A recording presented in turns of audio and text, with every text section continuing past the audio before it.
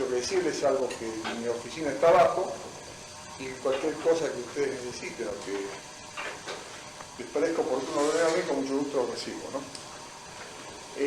Bueno, les presento al doctor Constantino, que acaba de llegar de Mar del Plata, es profesor titular de Derecho Procesal, Civil y Comercial de la Facultad de Derecho de la Ciudad de Mar del Plata, director de grupos de investigación en esta área académica, codirector de la revista Abogados del Colegio de Abogados de Mar del Plata, eso desde hace más de 20 años,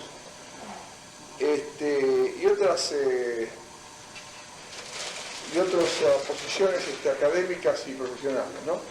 Es director del máster del Instituto Superior de Posgrado, creo que la Universidad de Mar del Plata también. Sí. Y bueno, él queda con ustedes y el resto lo conocerán a través del contacto personal con él, ¿no? ¿Cómo es su apellido? Carvajal. Bueno, Sí, encantado, gracias. gracias. Ahí estoy. Gracias. Bueno, si le tenemos que contestar. Gracias, hasta luego.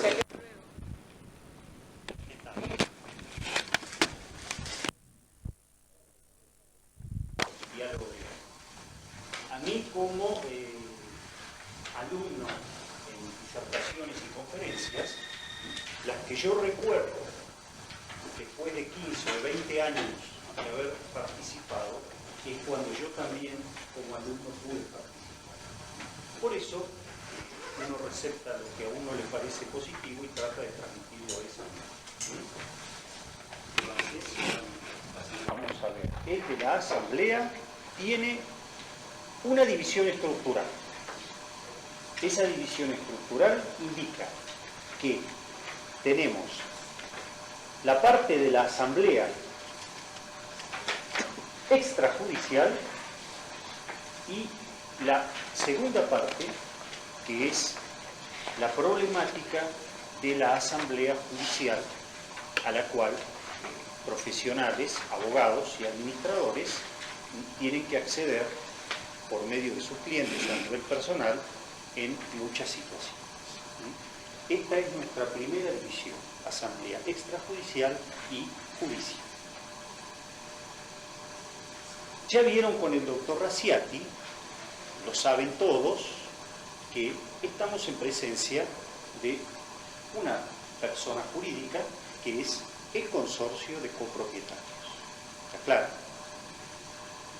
Existen discusiones, aquí nos apuntan con algún movimiento de cabeza, alguno que no esté convencido, pero digamos que sin perjuicio de la disquisición académica que puede haber, lo cierto, concreto, real y operativo es que en el 99% de los casos llevados a la justicia, los jueces ven al consorcio como una persona jurídica.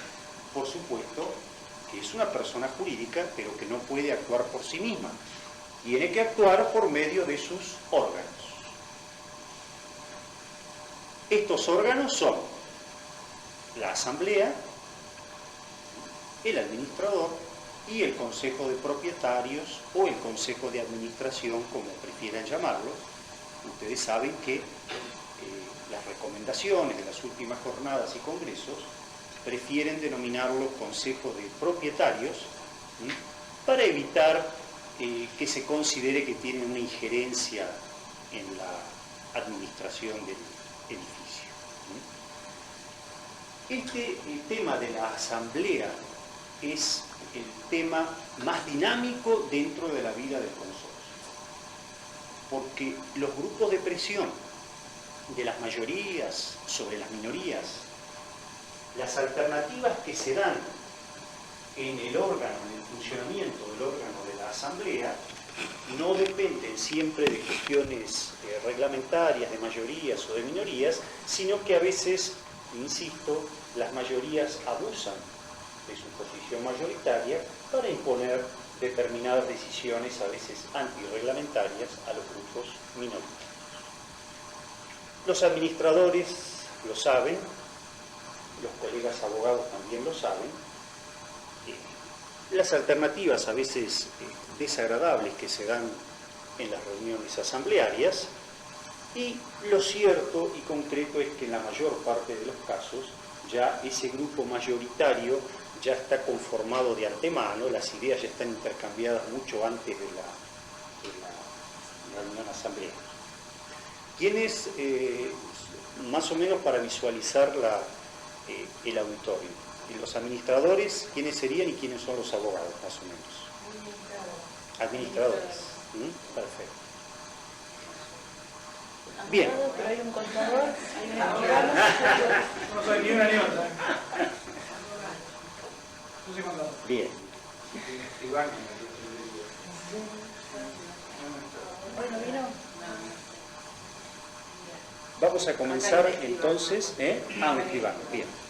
Concretamente, y estoy convencido que lo más productivo de este encuentro va a ser el intercambio de ideas, donde yo pueda recibir seguramente de ustedes ideas que desconozco. Creo que va a ser la parte más productiva de todo. Comenzamos específicamente con el funcionamiento de este órgano de la Asamblea. Ustedes van a encontrar en la mayor parte de los textos doctrinarios, jurídicos, etcétera, etcétera, que la Asamblea resuelve esto y la Asamblea es soberana y la Asamblea es soberana y la Asamblea es soberana. La Asamblea es soberana en la medida que respete los lineamientos que el reglamento de copropiedad y la ley de propiedad horizontal establece. Esa es la única forma en que puede reconocerse la soberanía de una asamblea. Porque por sobre la asamblea hay un marco legal, por sobre la asamblea hay un marco jurídico, por sobre la asamblea hay un marco convencional o contractual, como opinan algunos, que es el reglamento de copropiedad. Y si esa asamblea no lo respeta, no va a ser soberana en muchas de las decisiones que tomen y por supuesto va a dar lugar a las acciones de nulidad de uno de los puntos, de dos de los puntos o de toda la asamblea.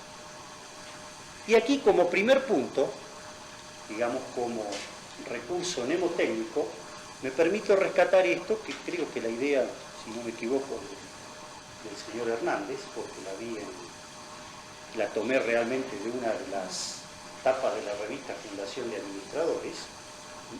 En la propiedad horizontal no hay asambleas. Este es un recurso mnemotécnico para decir que de ninguna parte de la ley 13.512, en ningún lugar de los decretos reglamentarios de la propiedad horizontal aparece la palabra asamblea. Fíjense ustedes, estamos cansados de hacer asambleas ordinarias, extraordinarias, judiciales, extrajudiciales. Las denominamos asambleas y la ley nunca habla de asambleas. Habla siempre de reuniones de copropiedad. ¿Qué podemos rescatar de este vacío semántico? Podemos rescatar que gracias a la interpretación jurisprudencial, gracias a la interpretación doctrinaria de los 40 años largos que lleva la ley de propiedad horizontal, 45, se ha podido conjugar un marco operativo, se ha podido conjugar una serie de soluciones venidas, llegadas desde la doctrina y desde la jurisprudencia, que han permitido que la ley de propiedad horizontal permanezca vigente después de más de 45 años. Y una de esas coberturas de los vacíos legales está precisamente por el reciclaje de la jurisprudencia, que es donde empieza a nacer la palabra asamblea dentro de los consorcios, a pesar de que pueden leer la ley y el decreto reglamentario, la palabra asamblea no aparece más que en los reglamentos de copropiedad. Los tipos de asambleas, dentro de los tipos de asambleas, estructuralmente, tenemos o tendríamos que tener una primera asamblea.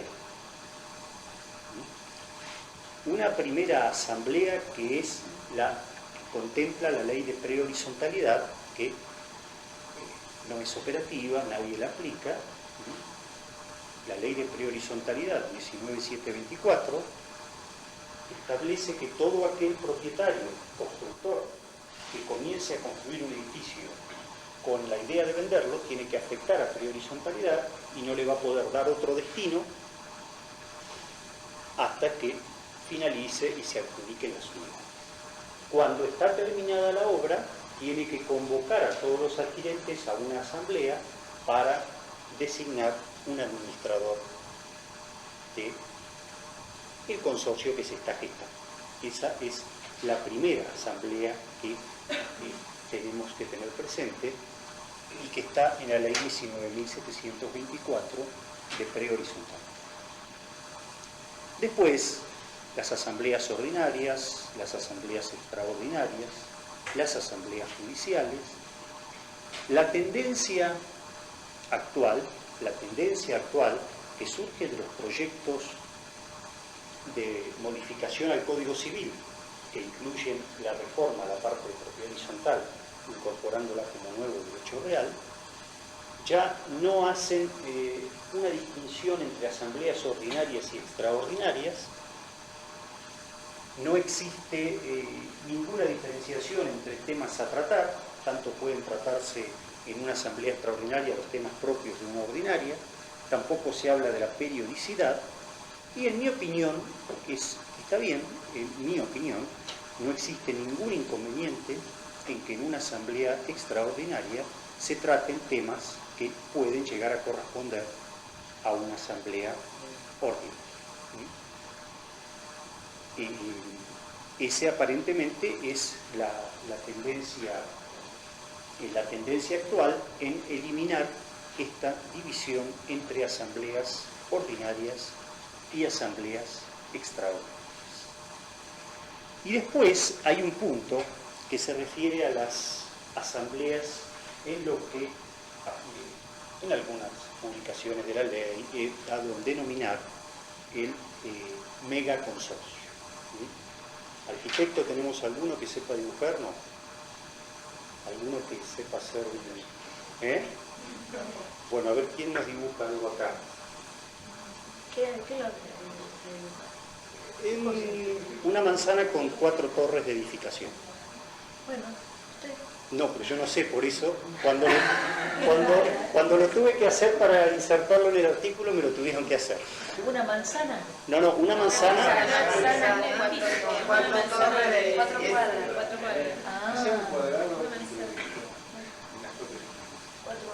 Pero se puede hacer simplemente plano, ¿no es cierto? Una manzana y 4 cuadrados. Sí. Claro, una manzana. Bueno, pero es cuadrado, importante. 4 esquinas. Es importante que alguien lo haga. Bueno, a ver. Cuadrado. Vamos a ver qué hago.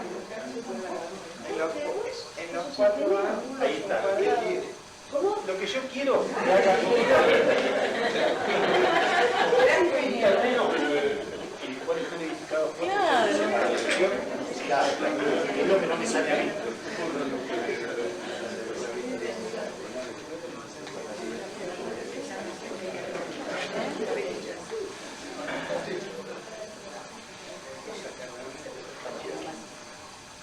Esto no lo hubiera sabido yo.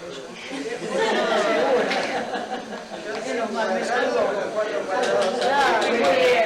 ¿Sabes algo? Digo que no era fácil.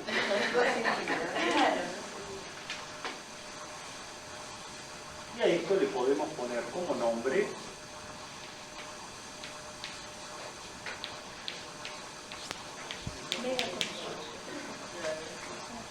denominado en la doctrina italiana como supercondominio, en la legislación o en la doctrina española como ciudad de dormitorio, en el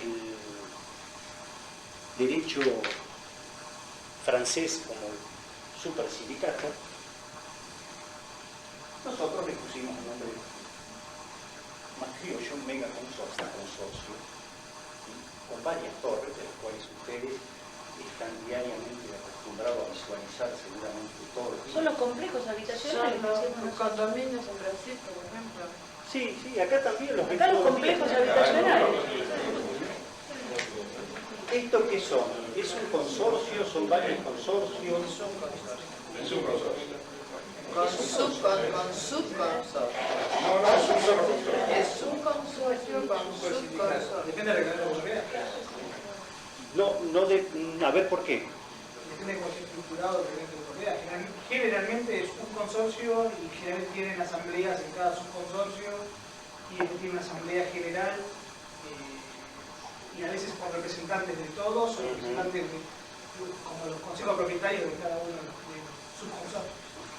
No, es un complejo habitacional. Yo administré, inclusive ahora nos presentamos una licitación de Villa Soldati. Son complejos habitacionales con diferentes torres. Hay un administrador general y hay administradores de cada torre. Con consejeros individuos. No. Son administradores de torres y un administrador general. No hay subadministradores. Son estos 4 edificios que es un solo consorcio y cuando lo empecé a administrar me habían elegido administrador general Sí. y a su vez me habían elegido administrador de 3 torres. Claro. Se presentó un problema muy grande porque en una de las torres había una administración ya de años y un problema impositivo muy grande porque manejábamos 3 por un lado y 1 por otro. En las asambleas generales había una superposición de ideas y de ver quién era realmente el representante del edificio. Bueno, se hizo un juicio y efectivamente ese administrador tuvo que dejar el consorcio porque la mayoría en la asamblea estuvo en contra de ese edificio que si bien no estaba de acuerdo con nosotros, tuvieron que exigir de ese administrador. A ver si... Fue muy atípico. Yo tuve un caso también tuyo, eran 2 grandes torres y una tercera destinada a cocheras, pero compartían algunos espacios comunes. Entonces, el reglamento lo preveía de esta forma. En principio, un administrador para todo el consorcio, o sea, para los 3 grupos que eran perfectamente independientes. Consejos de propietarios independientes. Unas para acreditar personería, asamblea general de la totalidad del consorcio para lo que para lo que comúnmente es asamblea ordinaria, totalidad del consorcio, y para resoluciones específicas que afectaban únicamente la vida de la torre, asambleas extraordinarias independientes. El mayor problema en este caso estaba dado por la imposibilidad de juntar a tal cantidad de propietarios en una asamblea extraordinaria. En ese consorcio, en algún determinado periodo, violando la disposición estatutaria, abandonaron el sistema del administrador general y designaron administradores individuales. Inclusive los hicieron valer en determinados juicios específicos de cada una de las torres. Cuando tuvieron un problema de tipo general, tuvieron que verificar personalidad. Bien. ¿Lo han asimilado todo en base a las experiencias de quienes nos acompañan? ¿Cómo es esto? Esta situación da lugar a un solo consorcio. Si hay un elemento en la ley, en la doctrina, en la jurisprudencia nacional, de Italia, francesa, española, alemana, de cualquier otro país, si hay un elemento dentro de la propiedad horizontal que es esencialmente común y necesariamente común, es el terreno.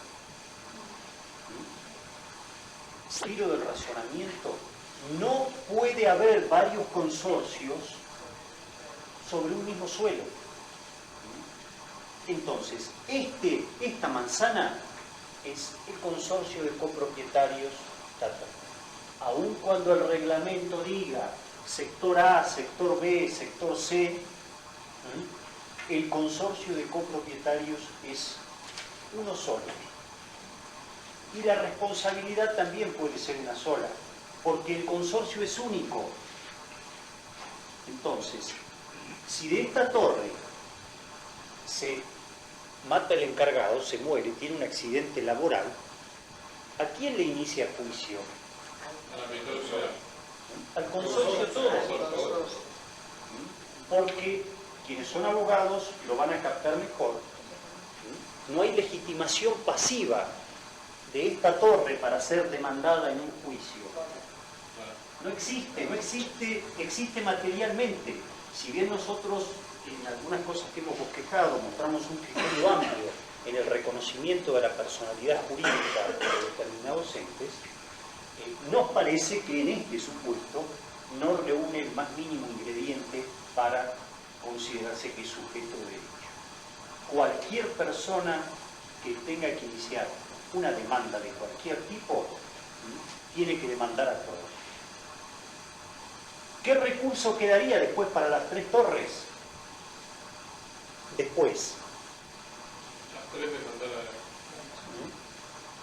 Las tres de La mandar repetición. hacer el uso de la repetición. Claro. Pedir un resarcimiento a repetir contra las otras veces. Pero de forma, cada uno de los copropietarios de las otras torres en forma individual.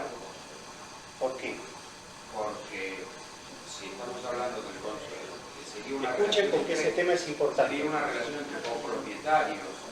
Entonces, los copropietarios por sí tendrían que ir contra los otros copropietarios por un acto ocurrido en sus unidades. Dijimos hoy, y todos concordamos, en que esto era persona jurídica. No, esto. Entonces, ¿por qué va a ser persona jurídica este donde se murió para que estas tres después le reclamen algo? Por eso mismo habría que ir contra todos los... Va a haber que ir contra los integrantes de esto, porque esto no es esto.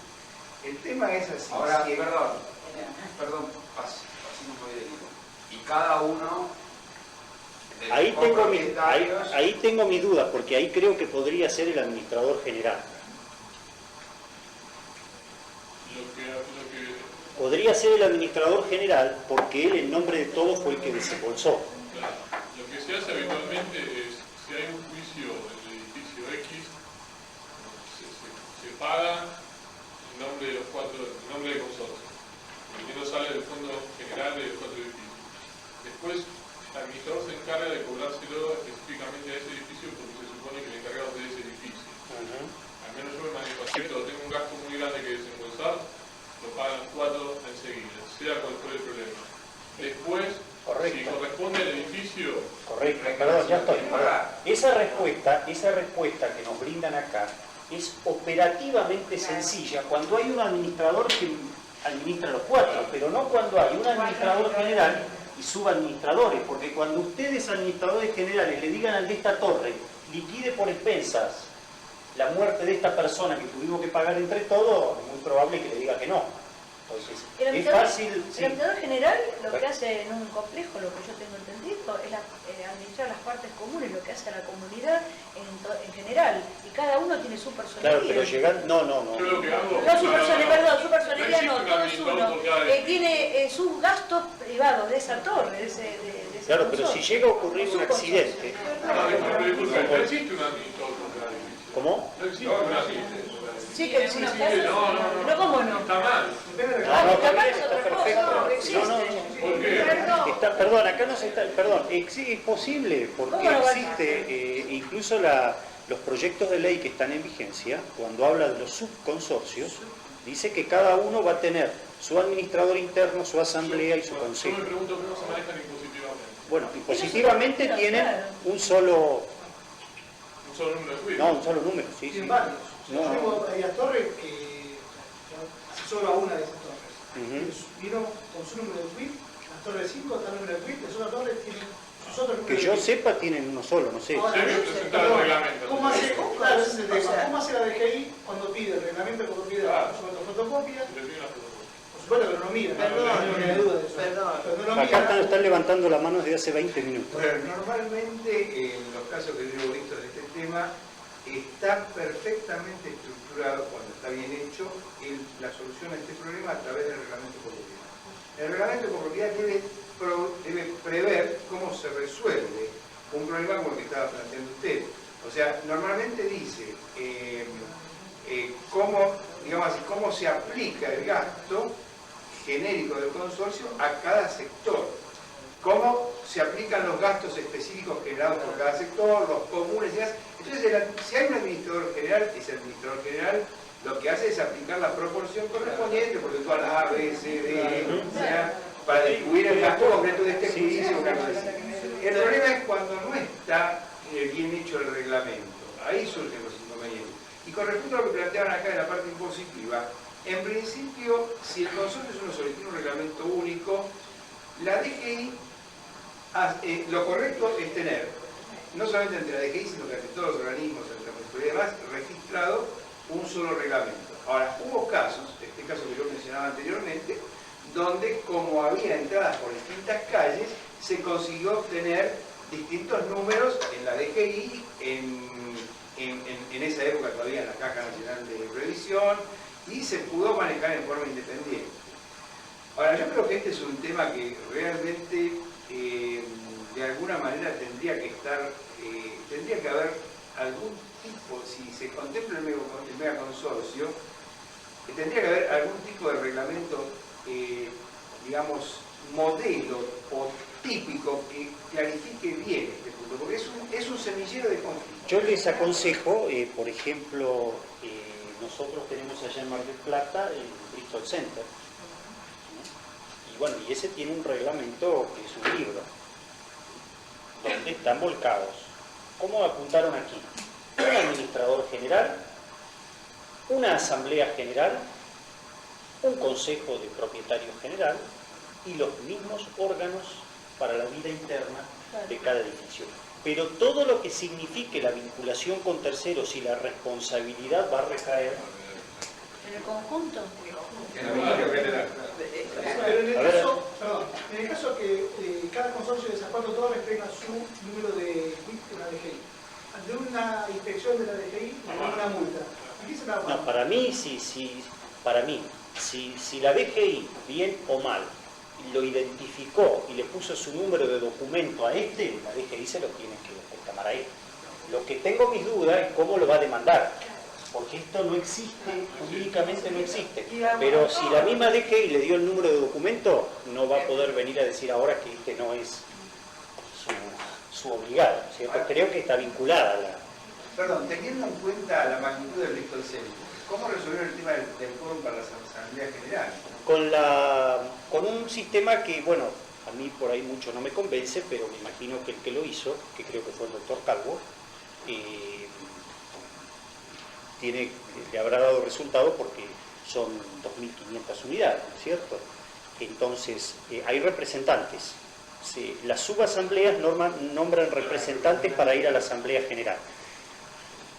Existe una restricción al derecho de deliberar que tenemos todos como propietarios, pero es la única manera que funcione, porque 2.000 personas en una Asamblea General... Sí. Yo he administrado un consorcio que estaba compuesto por 3 calles. Digamos, en una tenía 5 locales, estaba dividido, especificaba la independencia que tenían los locales con su administrador. La torre pertenecía, era la torre, Miguelete, Plaza, tal. Me costó, cuando fui a escribir un momentito, pero estudiaron y costó. El inconveniente va a ser cuando exista alguna acción judicial. ¿Quién va a ser el...? Es decir, convengamos en una cosa. El hecho que la DGI aparentemente no correspondería que otorgue 4 números, sino que otorgue uno. Pero el hecho que la DGI otorgue un número es a los efectos fiscales. No significa que ese otorgamiento tenga otra trascendencia fuera de la órbita fiscal, porque todos sabemos que el fisco se maneja con otros principios. Lo que pasa, Constantino, que ahora está la DGI, pero en su oportunidad, cuando nosotros teníamos dificultad con separar una torre de otra, íbamos a lo que es ahora ANSES, a la caja de previsión, y se encontraba con cada matete que con tal de sacar el problema daban un número diferente a cada torre. Y nosotros depositábamos. O sea, no estábamos en contravención. Yo estoy manejando un consorcio que tiene 3 edificios torres, galería y cochera. Son 69 cocheras 15 locales y 22 departamentos. Están dispuestos más o menos en sí. O sea, tiene entrada por 4 calles. Hay un solo reglamento con 3 sectores. Tiene un porcentual común para los gastos comunes y un porcentual por sector. Nada más. O sea que en el caso, cuando se inscribe a un empleado, lo inscribe el consorcio de la calle tal y tal y tal y tal. Entonces, si ese edificio, lamentablemente, hubo que despedir al encargado, a mi entender, tuvo que haber una asamblea de todo el consorcio. Vamos a suponer que se murió, vamos a suponer que... Por supuesto, vamos a pero suponer que... se despidió y nadie tiene que reclamar nada a nadie, porque es un consorcio que actuaba en asamblea. Se mató el encargado, yo no tengo que por qué los departamentos de aquel sector demanden a este sector. Pero ¿y si Mi se cae opinión. la cornisa de acá y mata a uno que está acá abajo? Es la responsabilidad también de todo el consorcio. Por eso hoy voy, de todo. Es una responsabilidad civil que tiene que tener un seguro de Claro, todo el consorcio. pero acá nos apunta, estamos intercambiando ideas, pero acá nos apunta el contador, ¿no? El contador nos apunta que conoce un caso, es decir, esto es lo rico de esto, el diálogo, ¿no es cierto? Entonces acá el contador nos apunta un caso en el cual la DGI registró esto como un sujeto fiscal independiente, ¿no? Es para tenerlo... Pero yo creo que es anterior todavía, yo creo que lo registró en su momento el ANSES. Claro. Porque es un servicio antiguo que lo que más hizo la DGI fue, al traspasar la información del sistema de computación a la DGI, la parte previsional, le pasó el dato y le agregaron los requisitos iniciales del verificador y le asignaron el FUI. Finalicemos con 3 preguntas más que son la colega y el señor, porque esto lo vamos a volver a retomar cuando veamos la parte del administrador, ¿les parece? Porque si no el tema es interesante como se dan cuenta, pero a lo mejor nos estamos prolongando mucho y El caso que yo nos va a quedar... comenté de los locales tienen su administrador y pagan el tiempo. La torre ha tenido despidos de personal. El despido lo ha pagado solamente la gente que habita la torre. Perfectamente, lo ha pagado la gente porque se dio el cumplimiento de la obligación en forma natural. Yo estoy planteando la problemática de qué pasa si la torre esa no lo paga voluntariamente. Como copropietario no podría negar a asumir el costo de una torre. Claramente. Y entonces a mí me tendrían que iniciar una acción judicial. Pero cada uno de los copropietarios. No sería contra la torre, sería contra los integrantes a nivel individual. Pero los que deberían ejercitar la acción no podrían estar representados por el administrador. Yo creo, en mi opinión, si el dinero salió del edificio y lo desembolsó el administrador general, estaría facultado para demandar en la medida que fueron fondos que absorbieron todos ellos y los despidieron en beneficio del tercero, ¿no? Claro, el administrador es administrador de todo. Bueno, ¿y en qué influye eso? Influye que todos tendrían que pagar, todos tendrían que contribuir con ese gasto. Claro, teóricamente sí, pero estamos partiendo de la base de que una torre no quiere contribuir, e insisto, el punto es sencillo en el siguiente punto. Si hay un administrador general, ¿está claro? De las 4 torres, el tema es sencillo, porque si esta torre no paga y está en rebeldía, le liquida por expensas, no paga, hace el certificado de deuda, le ejecuta, le embarga y subasta. El problema es cuando hay un administrador general y cada una de las torres tiene administradores. Y el administrador de esta torre dice, no, yo no voy a liquidar por expensas, porque no tengo ganas. Perdóname, ¿qué quiere decir administrador general y administradores de... Hay que haber un administrador general como representante del consorcio. Y a su vez, cada una de esas torres tiene un administrador para administrar su vida interna. Pero siempre la responsabilidad va a recaer sobre el... En el proceso que yo administro, estaba esta administradora en una de las torres, la administradora despide al encargado y el abogado del encargado le inicia el juicio del consorcio y me lo envía a mí, es decir, todas las cartas de notificaciones me las envían a mí. Entonces, yo me presento a la oficina de esta administradora y le digo, mire, acá en el nombre del consorcio. Vos eras administrador del general. Claro. El general. Pero el reglamento no decía que tenía que haber un administrador por torre. Decía que tenía que haber un administrador general y 4 consejos de administración, uno por cada torre y uno general. Que lo conformaban los mismos consejos militares. Había un consejo por cada edificio y a su vez ellos eran el consejo general también. O sea, un presidente, vicepresidente y un solo administrador general.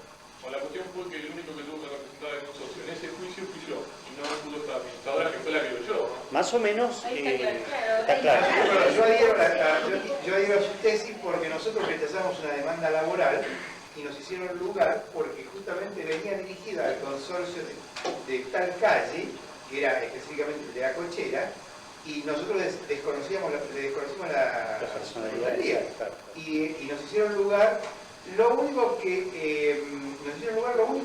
admitieron que en el mismo juicio reformularan la presentación.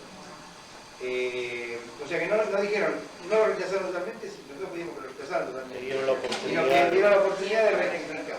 Bien, vamos a seguir con el tema de las asambleas sin perjuicio de que volvamos.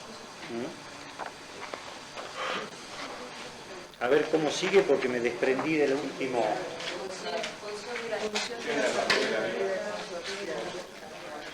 Retomamos el punto de hoy. La asamblea aparece como el órgano máximo y soberano dentro de la vida de un consorcio. Es el que expresa la voluntad del consorcio. Es el órgano soberano en la medida que se adecue a la ley, al reglamento de copropiedad y al plexo normativo de los principios generales del derecho. A partir de ahí sí se va a poder decir que la asamblea es soberana, porque la asamblea, como dijimos hoy, es soberana, pero tiene un límite que es la legislación. En la asamblea se expresa la voluntad del consorcio y esta voluntad no es una sumatoria de las voluntades de los asistentes.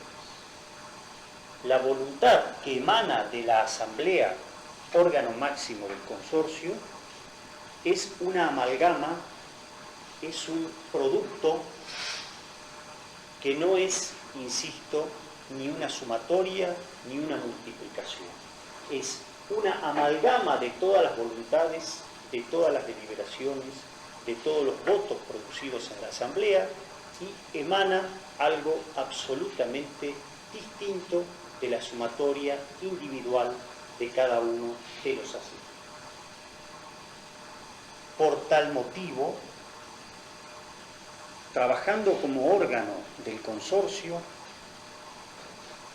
el responsable de si esa decisión fue bien o mal tomada, si fue legítima, si fue ilegítima, si fue legal, si fue ilegal, si fue arbitraria, etcétera, etcétera, etcétera.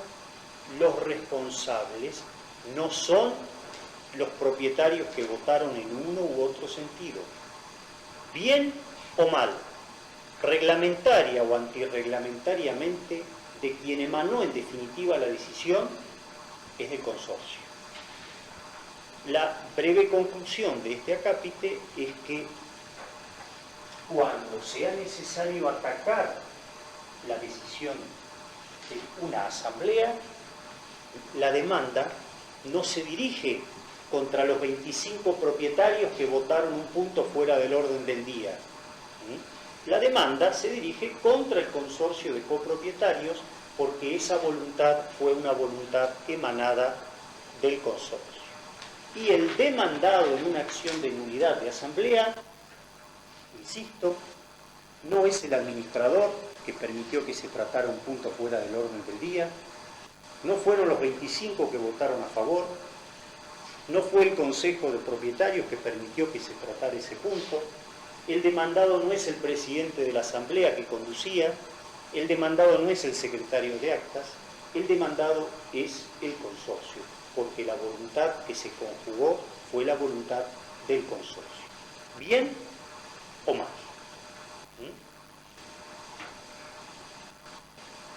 Al llegar a la conjunción, para llegar a la conjunción de voluntades que va a emanar en definitiva en la emisión de una voluntad, es necesario convocar a esas personas. Y aquí tenemos que hacer una división. ¿Quiénes son los sujetos habilitados para pedir la convocatoria y quiénes son los sujetos habilitados para efectivamente convocar a la gente? Porque una convocatoria realizada o generada por quien no está habilitado para hacerlo, da lugar, por más que se haga la reunión, a la nulidad de esa reunión. Entonces, en el análisis del plexo normativo y del reglamento de copropiedad de cada edificio, de cada consorcio, hay que analizar si ese grupo de personas únicamente, ustedes lo van a ver, cuando se habla del 20% de los propietarios, cuando se habla de 1/3 de los propietarios, están habilitados en el 99% de los casos para solicitar la convocatoria a una asamblea, pero no para convocarla. El habilitado para convocarla es el que marca el reglamento, que en los reglamentos que yo conozco nunca tienen esa facultad los consorcistas ni un grupo de ellos, excepto que lleguen a la asamblea judicial. Estas personas, estos propietarios, exigen al administrador que convoque, pero el que convoca es el administrador, o en algunos supuestos extraños, pero que algunos reglamentos lo contemplan, el consejo de propietarios. Cualquier asamblea convocada por quien no esté habilitado se trataría de una autoconvocatoria de hecho,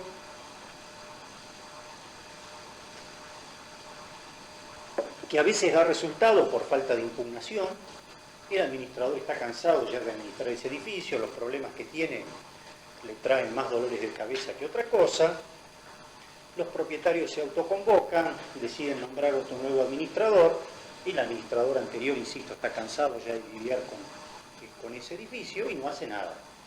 Pero si llegase a hacer algo, pediría su reincorporación, por darle una denominación entre comillas, al cargo, porque esa decisión no tiene el más mínimo sustento legal.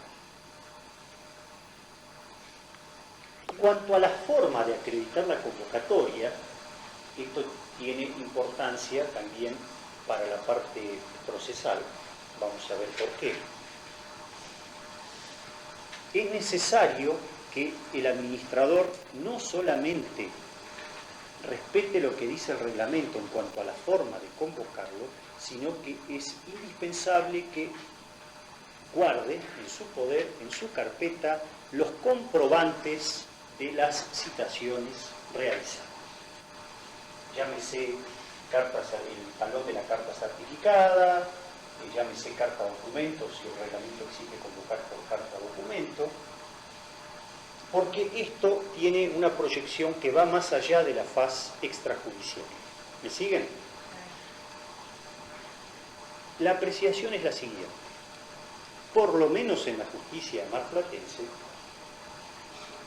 los jueces cada vez están cerrando los grifos de los pedidos de asambleas judiciales con el argumento, entre bambalinas, de que no quieren perderse una mañana en una asamblea de propietarios, sin darse cuenta que a veces esas horas pueden solucionar el problema de un edificio que hace 15 años o 20 que está conflictuado. Porque generalmente en este tipo de reuniones, y de esto doy fe, la gente respeta mucho la decisión del juez que está presente.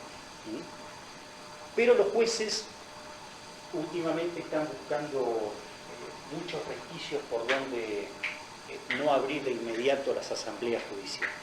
Por ejemplo, uno de los elementos que están utilizando algunos juzgados es decir, mire, no le abro la asamblea porque, mire, señor juez, acá está el libro de actas que dice que no vino la mayoría que tenía que venir. Acá está la convocatoria, donde la gente fue convocada, no se reunió el quórum, no hubo mayoría, etcétera, etcétera. Vengo a pedir la asamblea judicial. Entonces el juez le dice, no, mire, si usted no me demuestra, con los comprobantes de los cuales les estoy hablando, que citó a la gente, yo no sé si esa asamblea fracasó porque la gente no fue o porque usted no los convocó.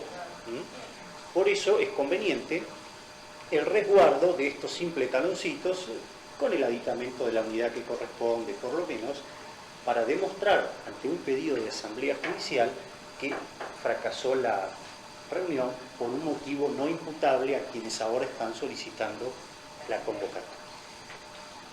¿Y se puede hacer detrás de una hoja de convocatoria? Exactamente. Lo más expeditivo, estando la firma de la persona, yo siempre afirmo que cualquier compromiso que sea, aunque esté firmado en una servilleta de una confitería, menos la promesa de matrimonio, es válido. Mientras esté la firma, puede obviarse al escribano, puede obviarse la carta documento, puede obviarse la carta certificada, o sea que es perfectamente válido que esté la firma y bueno, teniendo la precaución de identificar unidad, nombre, etcétera, etcétera. La firma de recepción de la convocatoria, la nota de convocatoria. Claro, como la señora dice, firma el dorso de la misma nota. Que recibió la nota. Exactamente. No, al dorso de la misma nota no. Sí. Nosotros acostumbramos a hacer una notita y tirar debajo de las puertas.